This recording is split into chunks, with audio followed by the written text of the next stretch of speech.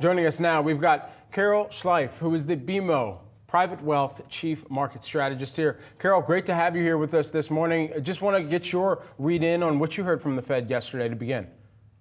Sure. First off, thanks for inviting me. A pleasure to be here. And we were a little surprised at markets, the vehemence of the market's reaction after the press conference. Powell did he tried repeatedly to help people focus on the fact that the economy is very strong. And actually, when you looked at it on paper and looked at even the announcement itself on paper, the fact that they're pushing out the rate cuts a bit, they're taking a slow and cautious approach, trying to position themselves to absorb potential policy changes coming in. But the underlying factor of the fact that the employment market is still basically strong, but they're watching it at the edges for some of those early signs of weakening because they don't want it to weaken further. But the economy itself is very strong and firing on a number of fronts.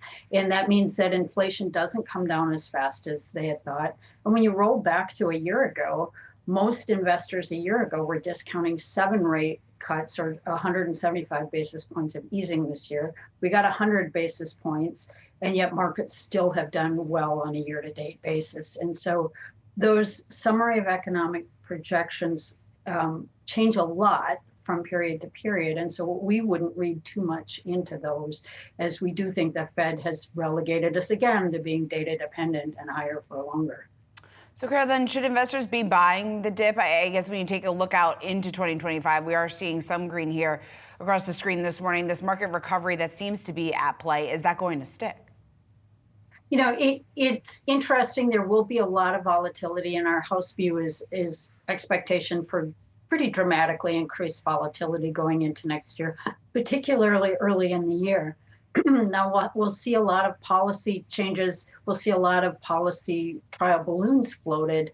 We already are, but we will assuredly see a lot happen in January, but we'll also get a whole raft of earnings and a whole bunch of companies telling us how they're positioning for the year ahead. So there should be some opportunities in here if you've got sidelined cash to step back in. With that said, keeping that diversified portfolio, making sure you have some shorter term fixed income in there to act as ballast to the extent that you are stepping in a more aggressive way for equity positions, and looking in some of the unloved places too in mid cap and small cap. Which sectors do you think presents the most opportunity?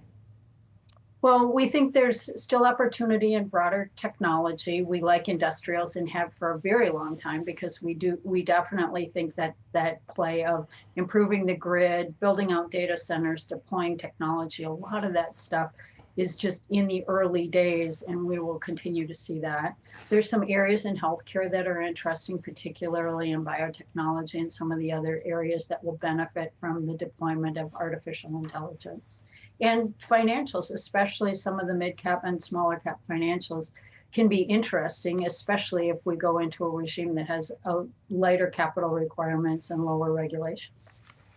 Carol, real quick, the other looming factor here among the markets, at least in the short term, is this potential government shutdown. I'm curious from your perspective, how much of an uncertainty, how much risk does that then introduce, at least in the short term?